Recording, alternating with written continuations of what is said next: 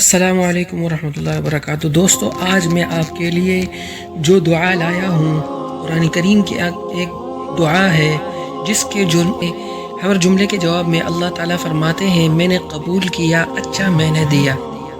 حضرت ابو برزہ اسلمی رضی اللہ تعالی عنہ کہتے ہیں کہ میں رسول اللہ صلی اللہ علیہ وسلم کے ساتھ رہا ہوں، آپ صلی اللہ علیہ وسلم کی آسانیاں بخشنے کا خوب مشاہدہ کر چکا ہوں۔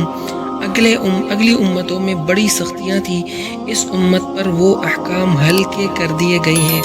اسی لیے حضور صلی اللہ علیہ وسلم نے فرمایا ہے کہ اللہ تعالیٰ میری امت سے دل کے خیالات اور ارادوں پر گرفت نہیں کرتا جب تک وہ زبان سے نہ بول نہ چکے یا عمل نہ کر چکے۔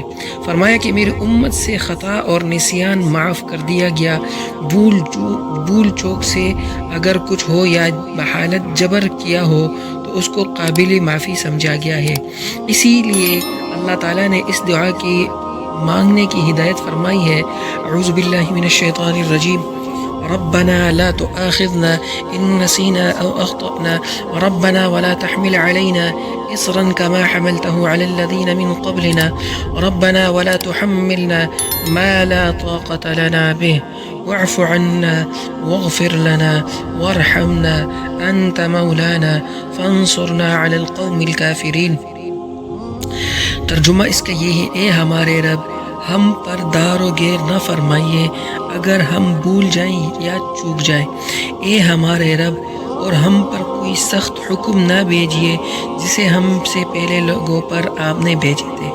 نمبر 3، اے ہمارے رب، اور ہم پر کوئی ایسا بار نہ ڈالیے جس کے اٹھانے کی ہم میں سخت نہ ہو، اور درگزر کیجیے ہم سے اور بخش دیجیے ہم کو اور رحم کیجیے ہم پر، اور آپ ہمارے کارساز ہیں، سو مدد کیجیے ہماری اور غالب کیجیے ہم کو کافر لوگوں پر۔